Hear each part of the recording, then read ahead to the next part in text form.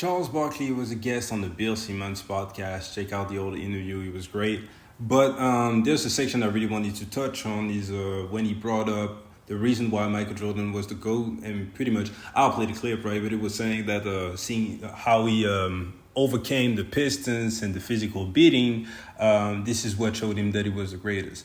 And then he quickly touched on Stephen Curry. So before we go too far, take a listen to what Barkley had to say, and we can come back and react. But please like the video and subscribe to the channel. Opinion. I says, look at the beating this guy's taking. And listen, you got to, anybody, even today, you have to admit it's a lot easier to play basketball nowadays because you can't hit anybody. As much as I love Steph Curry, and I love Steph Curry, can you imagine if the bad boys was beating the hell out of him?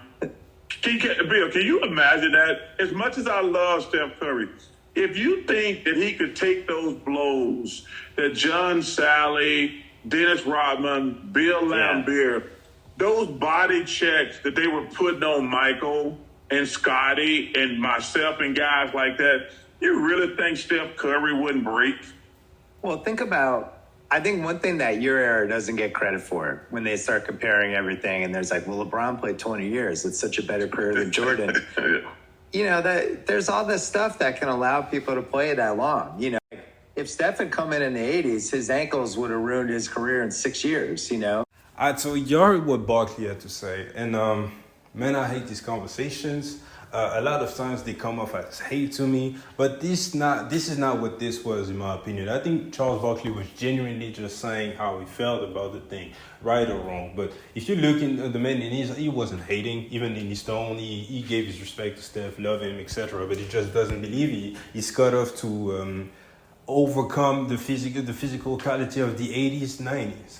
And I can understand why someone would say that, and I think that this point definitely applies to a lot of these ball heavy guard, like to really handle the ball a lot, not a lot of ball movement, just, ISOs. I feel like if you go out there and you play like a James Harden or even a Dame Lillard or Kyrie Irving, some of these guys, man, the defense would just load up on them and whoop their ass. And yes, it would make it way harder for these guys to actually perform to the level that we're accustomed to today.